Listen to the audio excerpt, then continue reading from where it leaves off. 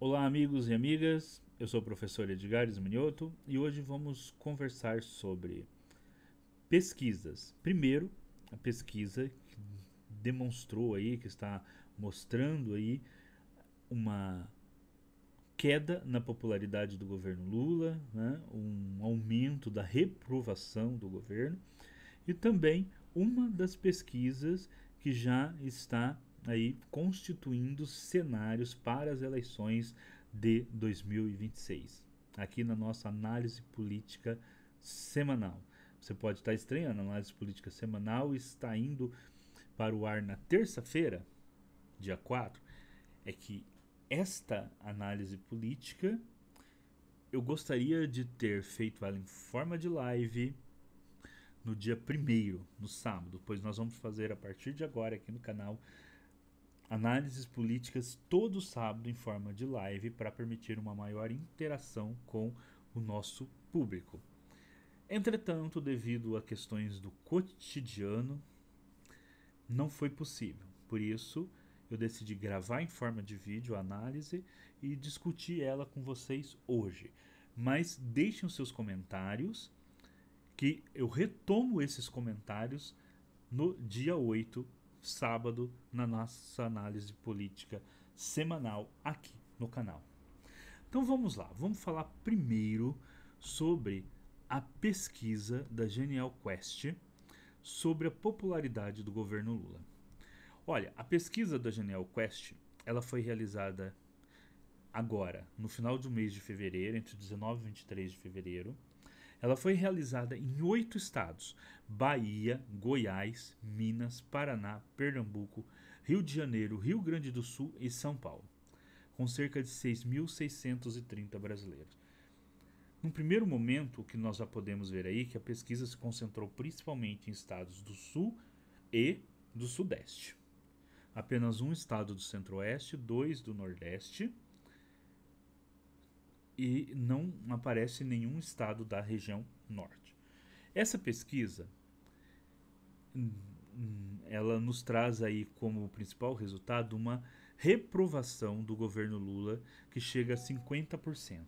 Em alguns estados, essa reprovação chega a 60%, como São Paulo, Rio de Janeiro e Minas Gerais. E mesmo em outros estados, como a Bahia e Pernambuco, que são estados onde o Lula teve uma ampla vantagem nas eleições de 2022, você tem aí uma queda de cerca de 15 pontos na popularidade do governo. Então nós precisamos entender o que ocorre para o governo ter perdido popularidade. Há várias questões. A primeira dessas questões que a gente pode colocar aí é as questões de comunicação do governo. Por exemplo, a questão do Pix, que foi uma questão que, que dominou as manchetes nos últimos e o debate popular aí, né, nos últimos 2 meses, a questão aí do Pix, e acabou que o governo teve que voltar atrás, mas a população entendeu o quê? Que o governo queria taxar o Pix, que é algo que hoje todo mundo utiliza para poder fazer pequenas compras, e queria afetar principalmente aí o pequeno empreendedor, o autônomo, né? Aquele empreendedor que está aí vendendo seu bolo de pote, que vende pipoca, que faz salgado em casa, que faz pequenos serviços de pintura, como pedreiro e etc., e que muitas vezes recebe por Pix e que o governo gostaria de taxá-los. Não estou dizendo que esta narrativa é a verdadeira, estou dizendo que esta narrativa foi a que ficou para grande parte das pessoas. Foi esta narrativa, né?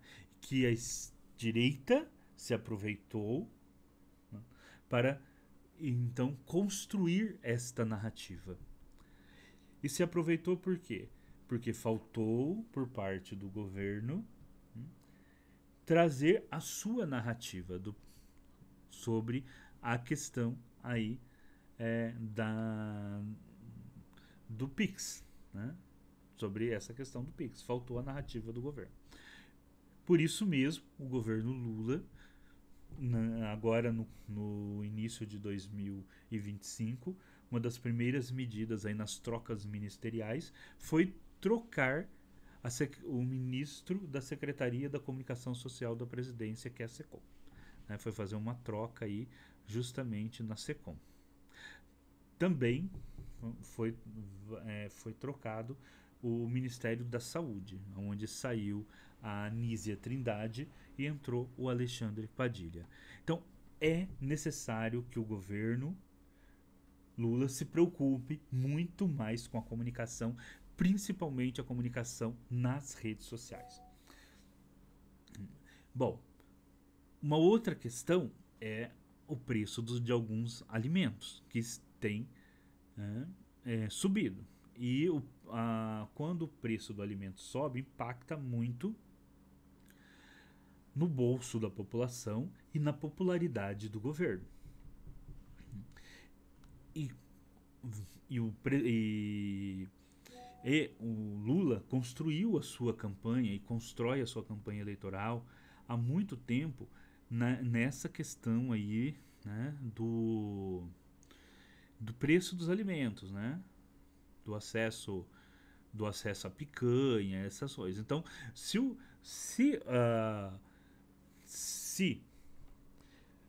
o governo constrói a sua campanha eleitoral em cima de questões como, olha, todo mundo vai comer picanha, e de repente o preço dos alimentos sobe no governo, o que a população vê? Um descumprimento daquilo que o governo prometeu. Então, automaticamente, aumenta a reprovação do governo.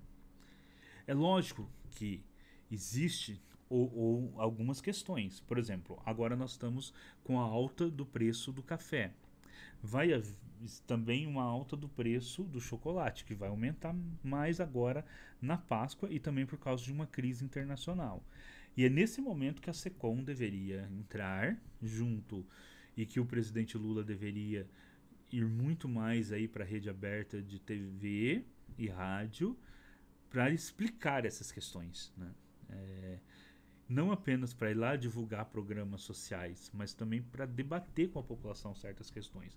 Porque, por exemplo, quando a gente pega o preço aqui da alta do café, por que o café aumenta tanto, né?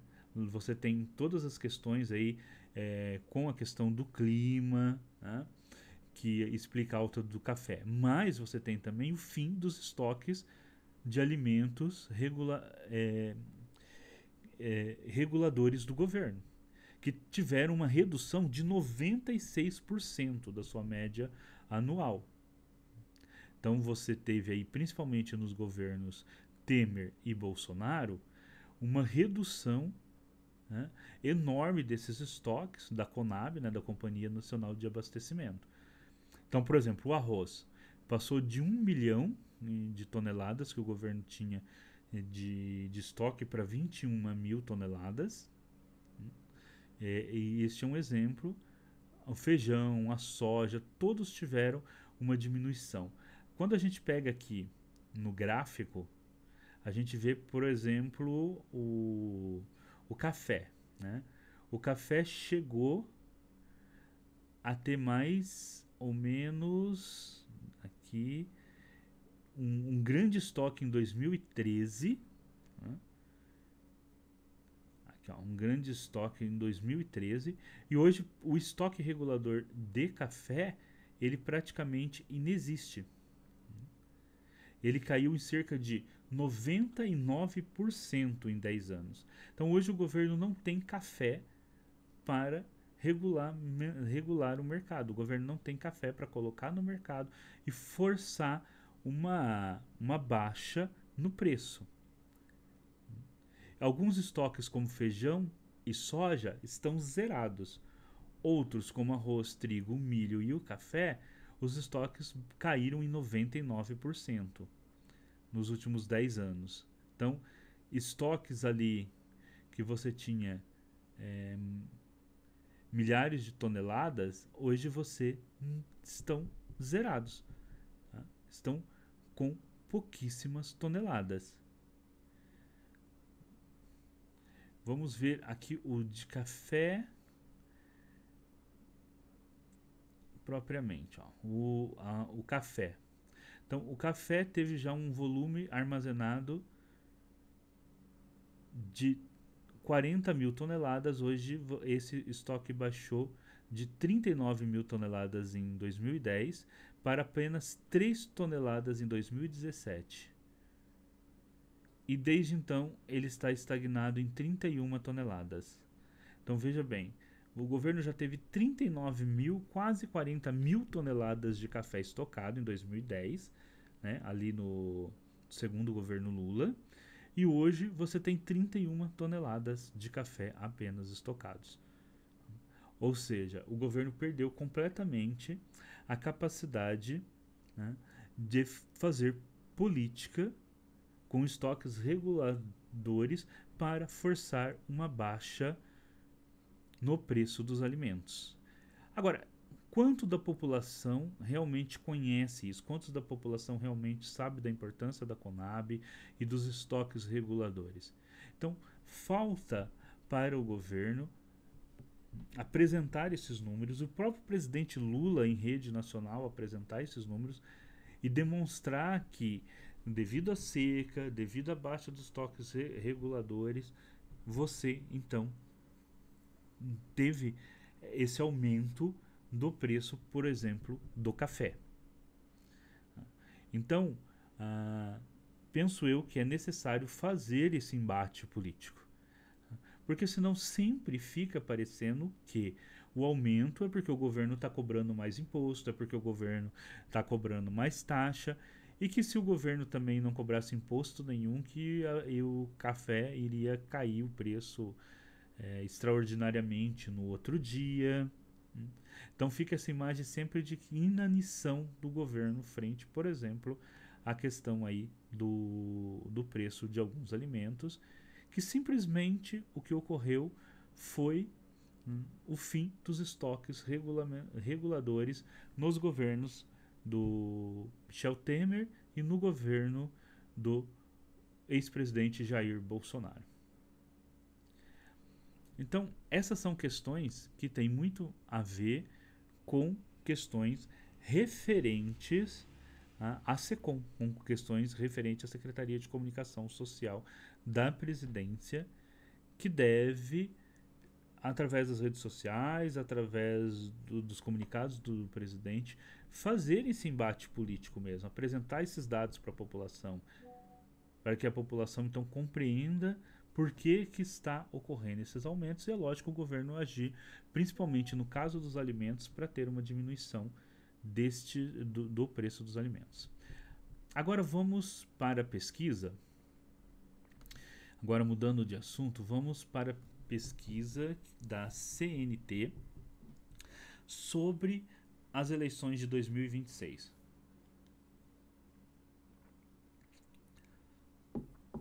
A pesquisa, então, aí tem colocado vários cenários. A primeira questão é que Lula e Jair Bolsonaro ainda são os prediletos dos eleitores.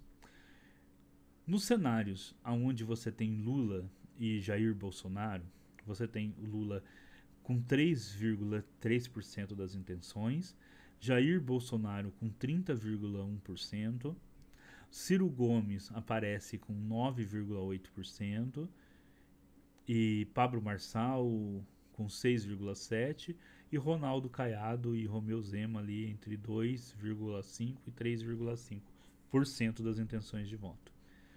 Se você tira o Jair Bolsonaro, né, que provavelmente não vai concorrer, não tem, vai ter aí toda a questão do julgamento referente à tentativa de golpe. Provavelmente Jair Bolsonaro já está inelegível, né?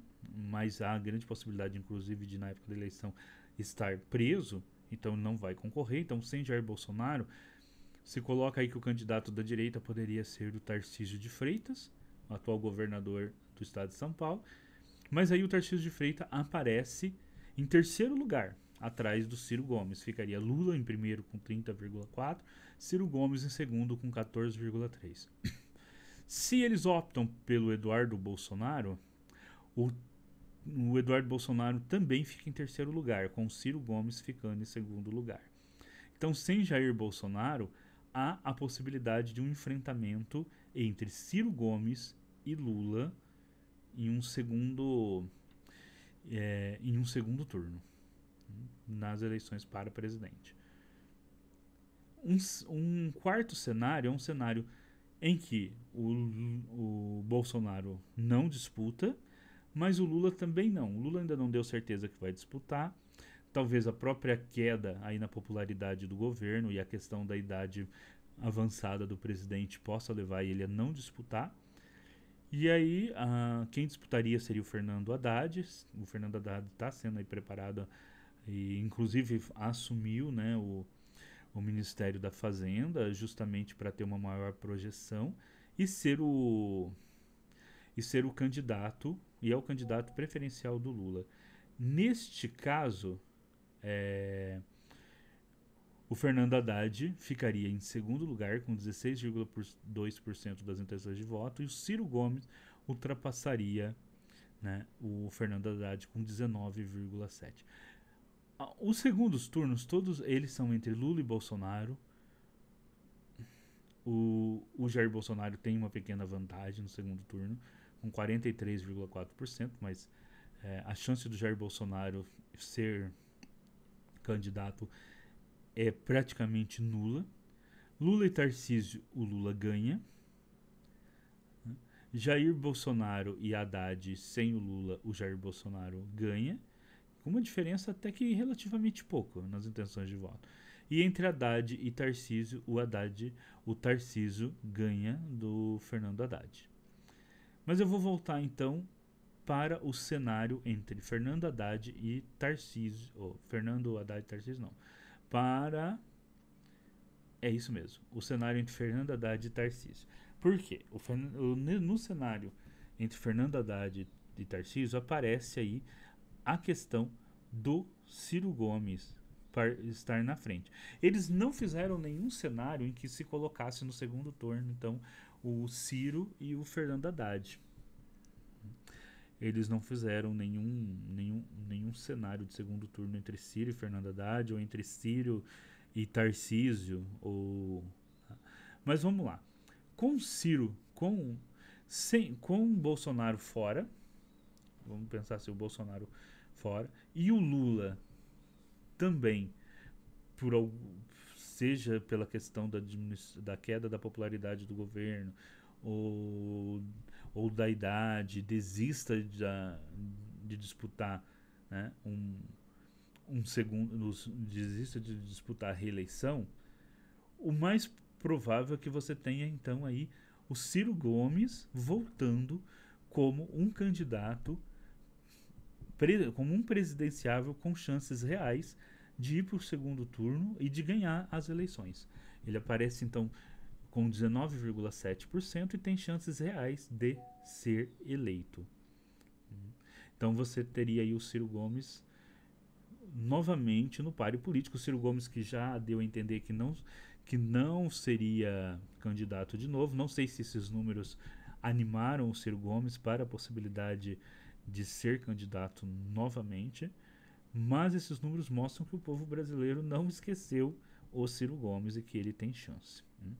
Olha, tendo em vista o Congresso que a gente tem hoje, né, e as dificuldades que o governo Lula tem de lidar com este Congresso, inclusive o que levou atualmente o governo Lula a mudar ali também o ministro da Secretaria das Relações Institucionais, né, que agora passa a ser a Gleisi Hoffmann, que era presidente do partido, inclusive foi a presidente do PT, né, no pior período do PT, né, desde 2017, ela é presidente do PT, aquele período todo que transcorreu ali da Operação Lava Jato, a prisão do Lula, a eleição do Bolsonaro e tudo mais, né, ela demonstrou ali ter uma capacidade enorme de gerir o partido no seu pior momento, então agora ela terá que gerir ali as relações do governo, tanto com os parlamentares quanto com estados e municípios. Logicamente, a Gleisi Hoffmann é um quadro, é um excelente quadro, é uma pessoa de incrível capacidade, e a ida dela para relações institucionais, para a Secretaria de Relações Institucionais, é justamente essa questão do governo, né, e como o governo se relaciona aí com a Câmara, com os deputados, principalmente também, né, com o Senado. Então, nós sabemos que nós temos um dos legislativos mais conservadores e à direita da história do Brasil, e que, portanto, mais difícil, né, do governo estabelecer negociações, e talvez por isso a Gleisi Hoffmann está indo para a Secretaria das Relações Institucionais, né, para fazer aí, digamos, um intermédio, né, entre o governo e os deputados, de uma forma mais firme, defendendo então os interesses do governo Lula, né?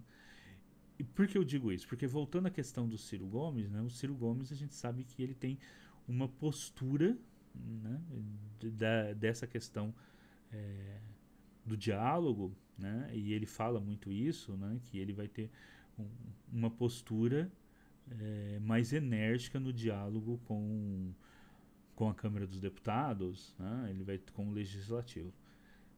E o Ciro Gomes está despontando aí como possivelmente futuro candidato à presidência da República, e vamos supor que ele venha a ser eleito presidente da República. Talvez seja o momento de você ter alguém como o Ciro Gomes como presidente, né? Alguém que não fique tão refém do legislativo. Porque nos últimos anos, ali, depois da queda da presidente Dilma, e até um pouco antes, né, mas que teve a sua intensificação com o com o Michel Temer, depois com o Bolsonaro, o Brasil se transformou quase que num regime parlamentar, né? O Brasil hoje tem um parlamento, né, que tem uma força enorme, inclusive para gerir recursos que não tinha antes. Antes, inclusive, falava que o Brasil era um país de presidencialismo de coalizão, porque dependia do presidente ter uma coalizão de partidos no legislativo para conseguir governar. E hoje se fala que o Brasil, né, é um semipresidencialismo, porque o parlamento hoje tem tanta força que o presidente da Câmara é quase que um primeiro-ministro. Ou você parte para uma reforma logo e e cria então um regime parlamentar, porque aí a Câmara dos Deputados ela fica com o ônus, ela pode ficar, ela já tem uma ingerência muito grande naquilo que seria parte do executivo, mas aí também ela vai ficar, mas se for um parlamentar, né, ela vai ter que então responder pela parte executiva. Do jeito que está hoje, né, o legislativo faz um trabalho que deveria ser exclusivamente do executivo, mas o ônus fica só com o executivo. Ou você, ou no caso talvez de assumir como presidente uma figura como Ciro Gomes, você possa ter uma inversão disso novamente, tá? E você voltar a ter o presidencialismo mais de coalizão, como era ali até no final do primeiro governo Dilma, onde o executivo tinha uma força muito maior do que o parlamento. E hoje é o contrário, o parlamento tem uma força muito maior do que o executivo. Então, essas são questões, né? E o Ciro Gomes, ele tem um projeto nacional de desenvolvimento, um projeto nacional que leva em consideração o desenvolvimento da indústria nacional. Eu vejo que se o Ciro Gomes fosse presidente hoje, provavelmente a Vibraz já teria sido encampada pelo governo, né? Ele tem um projeto industrial e o Brasil precisa ter um projeto industrial, né? A questão da margem equatorial, o Ciro Gomes certamente ali já teria colocado todo o seu peso como presidente para liberar a questão da exploração do petróleo na margem equatorial, principalmente para o desenvolvimento da indústria nacional, a questão da proteção da Amazônia e tudo mais que é necessário. Então o Ciro Gomes certamente é uma pessoa muito preparada para ser presidente, né? E tem política e tem um projeto de governo bastante claro de desenvolvimento autônomo da nação. É lógico que, levando em consideração um novo mundo aí multipolar em que nós estamos colocados, né? Mas certamente o Ciro Gomes tem sim uma compreensão muito grande do Brasil, dos problemas brasileiros e tem excelentes ideias para resolver esses problemas, tá bom? Então é isso, pessoal, ficamos aqui com essa análise política e voltamos no sábado, então, ao vivo para a nossa próxima análise política sobre as questões políticas, mas sempre levando em consideração assim, as macro questões políticas do Estado brasileiro. A gente se vê então, né? Tivemos aqui 26 minutos de vídeo. Se você gostou do vídeo, deixe o seu like, deixe o seu comentário. É muito importante que você dialogue aqui com a gente. Também compartilhe o vídeo, mas principalmente deixe o comentário. E no nosso próximo encontro, então, eu respondo os comentários que vocês deixarem aqui no próximo vídeo. Até! Não se esqueçam, sigam o canal e apertem o sininho.